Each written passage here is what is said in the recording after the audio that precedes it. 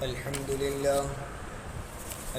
لله وكفى وسلام على عباده الذين اصطفى أما بعد فأعوذ بالله من الشيطان الرجيم بسم الله الرحمن الرحيم وهو الذي أنشأ لكم السمع والأبصار والأفئدة قليلا ما تشكرون وهو الذي ذرأكم في الأرض وإليه تحشرون وهو الذي يحيي ويميت وله اختلاف الليل والنهار أفلا تعقلون بل قالوا مثل ما قال الأولون قالوا أئذا متنا وكنا ترابا وعظاما أئنا لمبعوثون لقد وعدنا نحن وآباؤنا هذا من قبل إن هذا إلا أساطير الأولين قل لمن الأرض ومن فيها إن كنتم تعلمون سيقولون لله أفلا تذكرون قل من رب السماوات السبع ورب العرش العظيم سيقولون لله قل أفلا تتقون قل من بيده ملكوت كل شيء وهو يجير ولا يجار عليه إن كنتم تعلمون سيقولون لله قل فأنى تسحرون بل أتيناهم بالحق وإنهم لكاذبون صدق اللہ العظیم۔ ابھی جو آیتیں آپ حضرات کے سامنے پڑھی گئی یہ سورہ مؤمنون کی آیتیں ہیں۔ ان آیتوں میں اللہ تبارک و تعالی نے اپنی قدرتوں کو بیان کیا ہے۔ پچھلی کئی آیات میں اگلی امتوں کے واقعات کو ذکر کیا اور ساتھ ساتھ اگلی امتوں میں اور مشرکین مکہ میں جن لوگوں نے اللہ کی نافرمانی کی ان کے اوپر کیا وبال آیا، کیا عذاب آیا، ان ساری چیزوں کا تذکرہ پچھلی آیتوں میں گزرا۔ اسی کے ذیل میں اللہ تعالیٰ اپنی قدرتوں کو بیان کر کے اپنی وحدانیت سمجھانا چاہتے ہیں کہ جیسے اگلی امتوں نے ہماری بات نہ مانی، توحید پرستی پر قائم نہ ہوئی تو ان پر عذاب آیا، تم نہیں مانو گے تو تم پر بھی عذاب آ سکتا ہے۔ توحید کو ماننے، تسلیم کرنے اور ایک اللہ کی عبادت میں لگنے کے لیے اگر تمہیں دلائل چاہیے تو ہمارے پاس دلائل بھی۔ اب وہ دلائل کو بیان کیا ہے، وَهُوَ الَّذِي أَنشَأَ لَكُمُ السَّمْعَ وَالْأَبْصَارَ وَالْأَفْئِدَةَ، وہی ہے جس نے پیدا کیا تمہارے لیے السمع کانوں کو یعنی سننے کی طاقت کو، والابصار دیکھنے کی طاقت کو، والافئدہ اور دل کو۔ اللہ کہتے ہیں کہ اللہ ہی کی ذات تو ہے جس نے تم کو سننے کی طاقت عطا کی۔ اگر کان نہ ہوتے تو کتنی پریشانی ہو جاتی، کوئی بات ہمیں کوئی آدمی کہنا چاہتا ہم سن نہ سکتے، پتہ ہی نہ چلتا، تو صرف اشاروں میں بات کرنی پڑتی۔ اگر آنکھیں نہ ہوتی تو ہمارے لیے چلنا پھرنا کام کاج کرنا بڑا دشوار ہو جاتا، ہر وقت اندھیرا ہی اندھیرا ہو جاتا۔ جن لوگوں کے پاس یہ نعمت نہیں ہے ان سے پوچھے تو پتہ چلے گا کہ کان کیسی نعمت ہے، آنکھ کیسی نعمت ہے۔ والافئدہ، اور اللہ تعالیٰ نے سوچنے سمجھنے کے لیے دماغ اور دل بھی دیا۔ اگر دل نہ ہوتا تو ہم کوئی فیصلہ ہی نہ کر سکتے۔ ساری چیزوں کا کنٹرول دل کے پاس ہے، وہ پہلے ارادہ کرتا ہے، کسی چیز کا خیال وہاں پیدا ہوتا ہے، پھر وہاں سے وہ خیال پختہ ہوتا ہے تو اب آنکھوں کے ذریعے، کانوں کے ذریعے، زبان کے ذریعے، ہاتھ کے ذریعے فعل وجود میں آتا ہے۔ جب تک دل فیصلہ نہ کرے تو کوئی کام نہیں ہوگا۔ اور یہ ایسی قدرت ہے، یہ اللہ کی دی ہوئی ایسی نعمت ہے کہ اس نعمت کو کوئی انسان آج تک بنا ہی نہیں سکا۔ کان جیسی نعمت کو، آنکھوں جیسی نعمت کو، دل جیسی نعمت کو انسان نے آج تک نہیں بنایا۔ تو یہ اللہ تبارک و تعالیٰ کی عظیم الشان نعمتیں ہیں۔ اللہ فرماتے ہیں قلیلا ما تشکرون، بہت کم لوگ ہیں جو شکر ادا کرتے ہیں، حالانکہ ان نعمتوں کو دیکھ کر اللہ کا شکر ادا کرنا چاہیے تھا۔ اور پچھلی تفسیروں میں آ گیا کہ شکر دو طرح کا ہوتا ہے، ایک زبان سے شکر ادا کیا جاتا ہے کہ اللہ نے ہمیں یہ نعمتیں دی، اس پر ہم الحمدللہ کہیں، الحمدللہ علی کل حال پڑھے، اللہم لک الحمد ولک الشکر پڑھے، یہ زبانی شکر ہے۔ اور ایک ہوتا ہے فعلی، عمل کے ذریعے سے شکر ادا کرنا، یعنی اللہ نے جو نعمتیں ہمیں جس کام کے لیے دی ہے ان جائز کاموں میں اس کا استعمال کرنا۔ آنکھوں سے غیر محرم کو نہ دیکھنا، ناجائز مقامات پر نہ دیکھنا، کانوں سے ناجائز چیزیں نہ سننا، غیبت نہ سننا، اسی طرح گانے نہ سننا، زبان سے بیجا الفاظ نہ بولنا، ناجائز طریقے پر زبان کا استعمال نہ کرنا، دل دماغ میں ناجائز خیالات نہ لانا، یہ سب کیا ہے؟ ان چیزوں سے بچنا، جائز کاموں میں استعمال کرنا، یہ بھی شکر ہے۔ تو اللہ نے ان نعمتوں کا ذکر کیا کہ ہم نے سننے کی طاقت دی، دیکھنے کی طاقت دی، سوچنے کی طاقت دی۔ قلیلا ما تشکرون، بہت کم لوگ ہیں جو شکر ادا کرتے ہیں، یعنی ان نعمتوں کا صحیح استعمال بہت کم لوگ کرتے ہیں، ورنہ اکثر لوگ ہیں یہ اللہ کی ان نعمتوں کو ناجائز کاموں میں استعمال کرتے ہیں۔ اگر وہ اللہ تمہارے ان ناجائز کاموں میں استعمال کرنے اور ناشکری کرنے کی وجہ سے وہ نعمت کو چھین لے تو کون ہے جو اس نعمت کو دوبارہ دے سکتا ہے؟ تو ہمیں ان نعمتوں کو یاد دلا، اور اللہ نے اس کے ذریعے اپنی قدرت بیان کی ہے کہ اللہ وہ ذات ہے جس نے ایسی عظیم الشان نعمتیں تم کو دی۔ اس کا تقاضا تو یہ تھا کہ تم اسی کے سامنے سر جھکاتے، اسی کی عبادت کرتے، اس کے ساتھ کسی کو شریک نہ ٹھہراتے۔ پھر کہا وَهُوَ الَّذِي ذَرَأَكُمْ فِي الْأَرْضِ وَإِلَيْهِ تُحْشَرُونَ، اور وہی ہے جس نے تم کو زمین میں پھیلا دیا۔ اتنی بڑی زمین، لاکھوں کروڑوں انسان بستے ہیں، کس نے پھیلایا؟ اتنی بڑی زمین بنائی کس نے؟ اور اتنی بڑی زمین پر اتنے انسان اور اتنے جانداروں کو، اتنی مخلوقات کو پیدا آخر کیا کس نے؟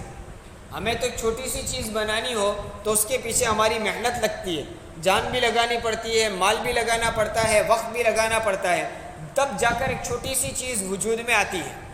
تو اللہ تعالیٰ نے اتنی بڑی وسیع کائنات کو بنا دیا اور اتنے کروڑوں انسان کو پیدا کر دیا۔ اب ہر انسان کی شکل و صورت ظاہراً دیکھو تو ہر ایک کے اعضاء اسی جگہ پر ہے، کوئی فرق نہیں ہے، ہر ایک کی ناک اس کی جگہ پر، آنکھ اس کی جگہ پر، کان اس کی جگہ پر، اس کے باوجود سارے انسانوں کے چہرے علیحدہ علیحدہ، چہرہ دیکھ کر پہچان جاتے ہیں۔ کروڑوں انسان دنیا میں بستے ہیں لیکن ہر ایک کی آواز الگ الگ ہے، آواز سن کر آدمی پہچان جاتا ہے فلاں کی آواز ہے۔ تو آخر اس کائنات میں اتنی ساری مخلوقات کو پھیلایا کس نے؟ اگر اس کے پیچھے غور کرو گے تو بھی سمجھ میں آ جائے گا کہ اس کائنات کو چلانے والی کوئی ذات ہے، وہ اللہ کی۔ تو وَهُوَ الَّذِي، وہی ہے وہ ذات، ذَرَأَكُمْ فِي الْأَرْضِ، جس نے تم کو زمین میں پھیلایا۔ پھر کیا کیا؟ وَإِلَيْهِ تُحْشَرُونَ، اور وہ اپنے پاس جمع کرے گا۔ ابھی تو پوری دنیا میں سب کو پھیلا رکھا ہے اور آدم علیہ السلام سے سلسلہ چلا آ رہا ہے، قیامت تک چلے گا۔ اب یہ ساری انسانیت کو ایک ساتھ جمع بھی کرے۔ دیکھیے، ایک تو ہے یکے بعد دیگرے دنیا میں لانا، ایک کے بعد انسانوں کا طبقے نسل در نسل ایک کے بعد ایک آتے رہتے ہیں، سب ایک ساتھ نہیں آ گئے۔ ہم سے پہلے بہت سارے لوگ چلے گئے اور ہمیں بھی اس دنیا سے چلا جانا ہے، اور ہمارے بعد پتہ نہیں کتنے لوگ آئیں گے، یہ سلسلہ در سلسلہ ہے۔ تو یہ بھی ایک اللہ کی بہت بڑی قدرت ہے، لیکن اس کے بعد اگر غور کرو تو اس سے بڑی قدرت یہ بھی ہے کہ جو سلسلہ در سلسلہ ایک کے بعد ایک جب آئے تھے ان سب کو ایک ساتھ قیامت میں اللہ جمع کرے گا، تو کتنی بڑی جمع غفیر ہوگا، کتنی بڑی تعداد میں انسان ہوں گے۔ وَإِلَيْهِ تُحْشَرُونَ، وہ اپنے پاس اللہ تم کو جمع بھی کرے گا۔ پھر وَهُوَ الَّذِي يُحْيِي وَيُمِيتُ وَلَهُ اخْتِلَافُ اللَّيْلِ وَالنَّهَارِ، وہی وہ ہے جو زندہ بھی کرتا ہے اور موت بھی دیتا ہے۔ یہ ساری قدرتیں وہ ہے جو اللہ کے علاوہ کوئی کر ہی نہیں سکتا ہے۔ دیکھیے، انسانوں کو دنیا میں پھیلا دیا، کوئی آدمی ایسا نہیں ہے جو اتنی بڑی وسیع کائنات میں اتنے لاکھوں انسانوں کو پیدا کرے اور پھیلا دے اور پھر سب کو جمع بھی کرے، ایسا کوئی نہیں ہے۔ اسی طرح وہی ہے جو جلاتا ہے اور وہی ہے جو مارتا ہے۔ اللہ کے علاوہ کسی کی قدرت نہیں ہے جو کسی کو زندگی دے سکے۔ انسان نے نقل اتارنے کی کوشش کی اور نقل اتارنے میں اللہ کی جو مخلوقات بنائی ہوئے اس جیسی مخلوقات پتلے بنانے شروع کر دیے، پتھروں کی مورتیاں بنانی شروع کر دی، کھلونے قسم قسم کے مورتیوں کے بنانے شروع کر دیے، انسان کی شکل کے پتلے بنا دیے، بہت روبوٹ بنا دیا، لیکن آج تک کوئی اس میں جان نہیں ڈال سکا۔ یہ زندگی دینے والی ذات صرف اللہ کی ہے اور اللہ ہی کے قبضے میں اس کو کوئی نہیں کر سکتا۔ وَهُوَ الَّذِي يُحْيِي وَيُمِيتُ، اور موت بھی وہی دیتا ہے۔ اب آپ کہوں گے کہ موت تو انسان بھی دے دیتا ہے، ایک آدمی دوسرے پر قاتلانہ حملہ کر دے تو سامنے والا مر جائے گا، لیکن ایسا ضروری نہیں ہے۔ بہت سارے واقعات ایسے بھی ہیں جن پر قاتلانہ حملے ہوئے لیکن وہ بچ گئے۔ اور اس کے علاوہ لاکھوں انسان روزانہ ایسے مرتے ہیں جن پر کوئی حملہ نہیں ہوا، وہ بغیر حملے کے مر جاتے ہیں۔ تو اصل میں موت دینے والی ذات تو اللہ ہی کی ہے۔ اگر انسان کوشش کرے کسی کو مارنے کی لیکن اللہ نہ چاہے تو اسے کوئی نہیں مار سکتا۔ خود نبی کریم صلی اللہ علیہ وسلم پر قاتلانہ حملہ ہوا، آپ کے گھر کو گھیرا گیا تھا، ہجرت کے موقع پر مکہ کے کافروں نے آپ کے گھر کا گھیرا کر لیا تھا، آپ گھر میں موجود تھے، لیکن سورہ یاسین کی تلاوت کرتے ہوئے ایک مٹھی کنکروں کی لی اور دشمنوں پر ڈال دی۔ آپ صلی اللہ علیہ وسلم وہاں سے صحیح سالم گزر گئے، کسی کو نظر بھی نہیں آئی۔ دیکھیے اگر موت دینا انسانوں کے قبضے میں ہوتا تو گھر میں گھس کر حملہ کر دیتے اور آپ صلی اللہ علیہ وسلم پر قاتلانہ حملہ ہو جاتا، لیکن نہیں کر سکے۔ یہ تو ایک مثال، ورنہ سینکڑوں مثالیں ایسی ہیں، کئی ایک سیاست دانوں کے متعلق، کئی ایک حکمرانوں کے متعلق آپ نے واقعات سنے ہوں گے کہ دشمنوں نے ان پر حملہ کیا لیکن وہ بچ گئے۔ تو زندگی دینے والی ذات بھی اللہ کی ہے، موت دینے والی ذات بھی اللہ کی ہے۔ جب اللہ موت دینا چاہے تو کوئی روک نہیں سکتا، اور جب اللہ موت نہ دینا چاہے تو کوئی موت طاری نہیں کر سکتا۔ اس لیے بہت سارے ایسے واقعات بھی ہوئے ہوں گے کہ ایک ہی اسپتال میں ایک ہی قسم کی بیماری کے دو مریض آتے ہیں، دونوں کو ایک ہی قسم کا مریض ہے اور دونوں کا علاج کرنے والا ڈاکٹر بھی ایک ہی ہے، دونوں کو ایک ہی طرح کی دوائی دی جاتی ہے، ایک جگہ پر ایک کمرے میں دونوں کا علاج ہو رہا ہے، لیکن نتیجتاً کیا ہوتا ہے؟ ایک شفا یاب ہو کر ہسپتال سے باہر نکلتا ہے اور دوسرے کا جنازہ نکلتا ہے۔ اگر اسی مرض میں بیماری ہی تھی، بیماری اگر موت دینے والی ہوتی تو دونوں آدمی مر جاتے، اور اگر ڈاکٹر شفا دینے والا ہوتا تو دونوں شفا یاب ہوتے، لیکن ایک کا انتقال ہوتا ہے اور ایک شفا یاب ہوتا ہے۔ وَهُوَ الَّذِي يُحْيِي وَيُمِيتُ وَلَهُ اخْتِلَافُ اللَّيْلِ وَالنَّهَارِ، اور اسی کے قبضے میں ہے رات اور دن کا اختلاف، رات کے بعد دن کو لے آنا، دن کے بعد رات کو لے آنا، عدلنا بدلنا، یہ اللہ کے قبضے میں۔ اور اس نعمت کو اللہ نے اور جگہوں پر بھی بیان کیا، إِنَّ فِي اخْتِلَافِ اللَّيْلِ وَالنَّهَارِ لَآيَاتٍ لِأُولِي الْأَلْبَابِ، عقل مندوں کے لیے اس میں نشانی ہے رات اور دن کے عدلنے بدلنے میں۔ وہ کون ذات ہے جب پوری دنیا میں پورا اجالا چھایا ہوا ہوتا ہے، روشنی ہی روشنی ہوتی ہے، اور پوری اس کائنات پر اندھیرا چھا دیتا ہے، اور پھر پوری کائنات پر جب اندھیرا ہی اندھیرا ہو، اتنی تاریکی پھیلی ہو، کوئی چیز نظر نہ آئے، پھر اس کو بالکل روشن اور نورانی کر دینا، یہ اللہ کے علاوہ کوئی نہیں کر سکتا۔ یہاں بھی انسانوں نے نقل اتارنے کی کوشش کی، دیے بنا دیے، لائٹیں بنا دی، لیکن اس کی کوشش میں کیا ہوا؟ بہت ایک کمرے کو وہ روشن کر سکا۔ آج تک کوئی ایسا بلب ایجاد نہیں کر سکا جو پورے علاقے، پورے ملک کو روشن کر دے، ایسا کوئی بلب آج تک۔ اللہ تعالیٰ نے سورج ایسا بنایا کہ پورے کئی ملکوں کو وہ روشن کر دیتا ہے، اور پھر جب وہ روشنی دینے پر آتا ہے تو کوئی ایسا نہیں ہے جو اس روشنی کو روک دے۔ جب سورج نکلتا ہے تو کوئی مخلوق کی طاقت نہیں ہے کہ اس کو روک دے اور کہے کہ نہیں ابھی ہمیں سونا ہے، آرام کرنا ہے، 2-4 گھنٹے اور رات رہنے دو پھر ہم سورج طلوع کریں گے۔ اور سورج اگر طلوع ہو جاتا ہے تو کوئی ایسی آڑ ڈال دے کہ پورے ملک میں ابھی اندھیرا ہی اندھیرا رہے، کوئی نہیں کر سکا۔ اور جب سورج غروب ہونے آتا ہے اور اللہ تعالیٰ رات طاری کرنا چاہتے ہیں تو کوئی طاقت نہیں ہے مخلوق میں سے جو یہ کہے کہ نہیں ابھی تو ہمارے بہت سارے کام کاج باقی ہے، ابھی ہمارا سفر باقی ہے، ہمیں ابھی یہ کام کرنا ہے، ابھی اندھیرا ہو جائے گا تو ہمارا کام کیسا ہوگا، ابھی 2-4 گھنٹے اور دن بڑھا دو پھر ہم رات لائیں گے، ایسا کوئی نہیں کر سکتا۔ یہ رات دن کا اختلاف، سورج کا نکلنا، چاند کا نکلنا، رات کے اوپر دن کا طاری ہونا، دن کے اوپر رات کا طاری ہونا، یہ اللہ ہی کے قبضے میں ہے۔ وَلَهُ اخْتِلَافُ اللَّيْلِ وَالنَّهَارِ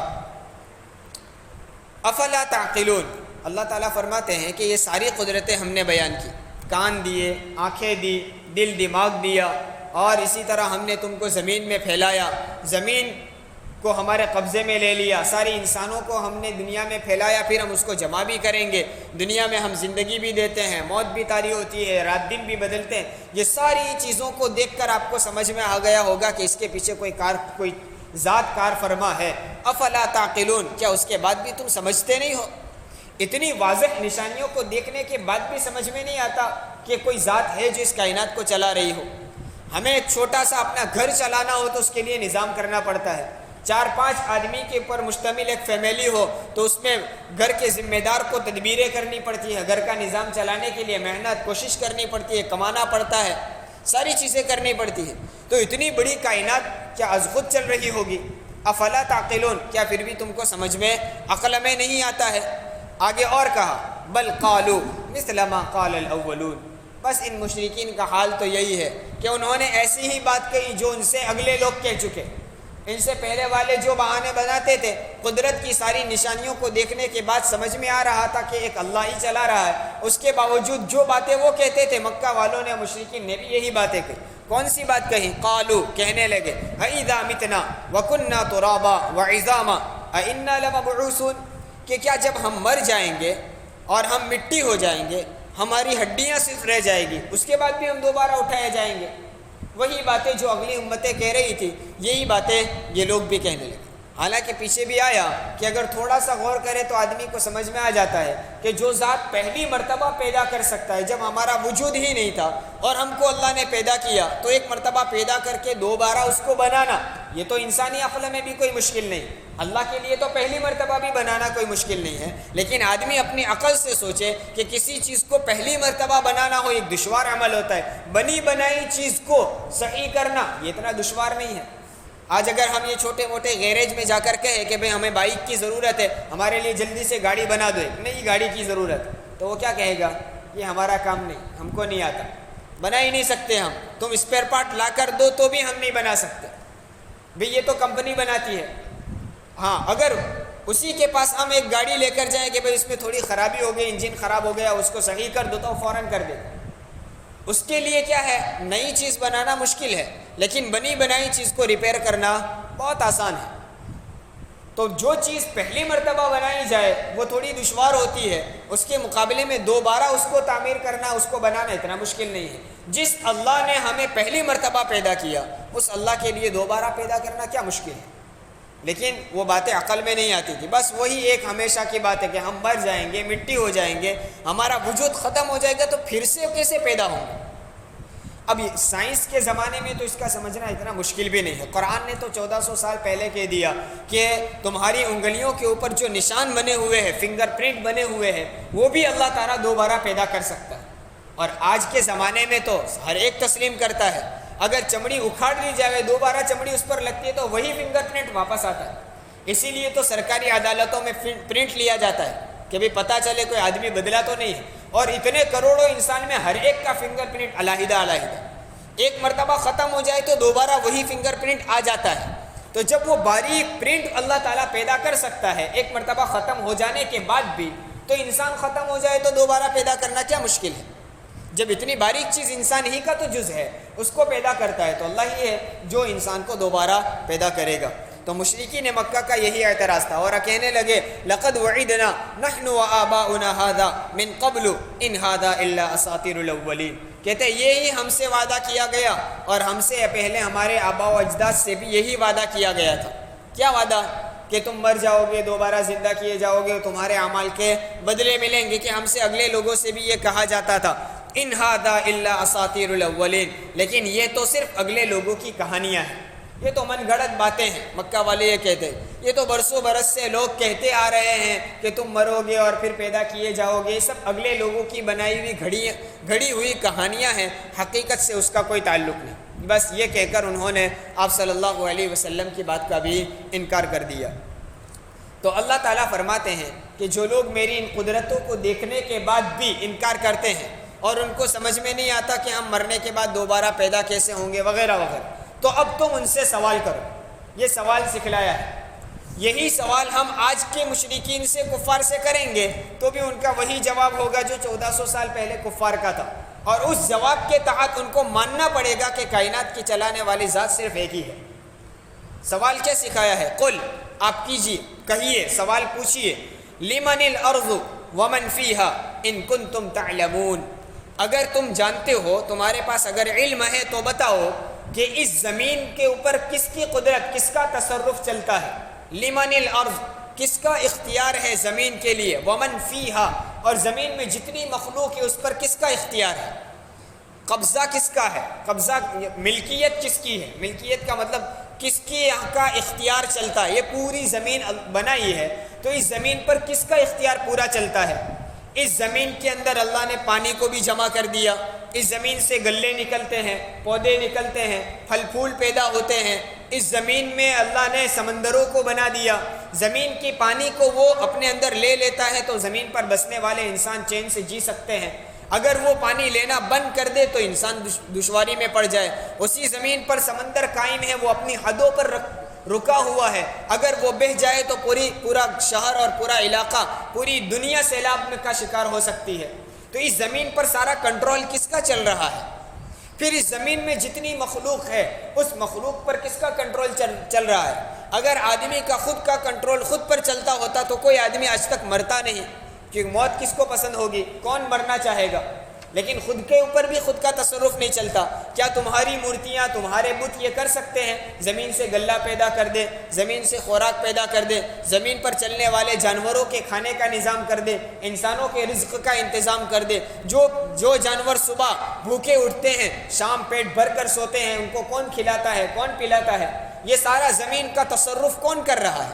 ان سے سوال کیجیے۔ ان کنتم تعلمون، اگر تمہارے پاس علم ہے تو جواب دو، نہیں ہے تو سیکھو۔ ان کنتم تعلمون کا مقصد یہ ہے کہ علم ہو تو تم خود بتاؤ کون کرتا ہے، اور اگر تم نہیں جانتے ہو تو ریسرچ کرو، غور کرو، اور ریسرچ کرنے کے بعد بتاؤ کہ سارا نظام آخر چلاتا کون ہے۔ زمین پر ہواؤں کا نظام چل رہا ہے، زمین پر جانوروں کا نظام چل رہا ہے، انسانوں کا نظام چل رہا ہے، آخر وہ کرتا کون ہے؟ ان کنتم تعلمون، ان سے پوچھو۔ تو کیا ہوگا؟ سیقولون، وہ فوراً جواب دیں گے، کیا کہیں گے؟ للہ، یہ تو اللہ ہی کا قبضہ ہے۔ ہاں، الفاظ ان کے علیحدہ ہو سکتے ہیں، آج کے زمانے کے لوگوں کو پوچھو تو کہیں گے یہ تو اوپر والوں سے کروانوں سے، تو یہاں بھی اوپر والے سے مراد کون ہے؟ وہ اللہ ہی ہے۔ تو جب آپ ان سے پوچھیں گے زمین پر تصرف کس کا چل رہا ہے تو آخر میں یہی کہنے پر مجبور ہوں گے، کیونکہ کوئی مورتیاں اور کوئی بت آج تک یہ نظام چلاتے ہوئے نظر نہیں آئے۔ اب وہ چلائے بھی کیسے؟ وہ خود محتاج ہے، خود تم اپنے ہاتھوں سے ان کو بناتے ہو۔ اگر مان لو کہ زمین سے غلہ تمہارا کوئی بت پیدا کرتا ہے تو وہ بت تو تم نے خود اپنے ہاتھوں سے بنایا، اس مورتی کو تم نے خود اپنے ہاتھوں سے بنایا۔ جب تک وہ مورتی نہیں تھی تب تک انسانوں کو کون کھلاتا تھا؟ غلہ کون پیدا کرتا تھا؟ زمین سے پانی کو، تیل کو کون نکالتا تھا؟ تو معلوم یہ ہوا کہ یہ مورتیاں نہیں کر سکتی۔ جواب میں یہی کہنا پڑے گا للہ، اس پر تو اللہ ہی کا قبضہ ہے۔ ہاں، جب یہ کہے کہ اللہ ہی کرتے تو پھر ان کو کہو افلا تذکرون، کیا پھر بھی تم نصیحت حاصل نہیں کرتے؟ پھر بھی سمجھ میں نہیں آتا کہ کس کی ماننی چاہیے؟ جب یہ سارا نظام اللہ چلاتے اور تم بھی تسلیم کرتے ہو تو پھر دوسروں کے سامنے سر کیوں جھکانا چاہیے؟ افلا تذکرون، کیا تب بھی آپ کو سمجھ میں نہیں آتا، نصیحت اس سے حاصل نہیں کرتے ہو؟ پھر اور سوال کیجئے، قل من رب السماوات السبع ورب العرش العظیم، کون ہے ان ساتوں آسمان کا پروردگار اور عرش عظیم کا رب کون ہے؟ ہم نے تم کو زمین کے متعلق پوچھا جو تمہاری قریب کی چیزیں ہیں، پھر نظر اٹھاؤ تو آپ کو آسمان نظر آئے گا۔ پچھلی آیتوں میں آسمان کے متعلق بتایا گیا، اتنا بڑا آسمان اللہ تعالیٰ نے بنایا، ہزاروں سال سے قائم ہے، آج تک اس کا کوئی ستون نہیں ملا ہے، بغیر ستون کے وہ قائم ہے۔ آج تک کبھی ایسا نہیں ہوا کہ اس کا کلر خراب ہو گیا ہو، پرانا ہو گیا ہو، یا اس میں دراڑیں پڑنے لگی ہو، وہ کسی آسمان کے کسی جگہ کا کوئی ٹکڑا ٹوٹ کر گر گیا ہو، ایسا کبھی نہیں ہوا۔ اتنا بڑا آسمان، اور ایک نہیں، ایک کے اوپر ایک 7 آسمان بنائے اور اس پر عرش عظیم بنایا۔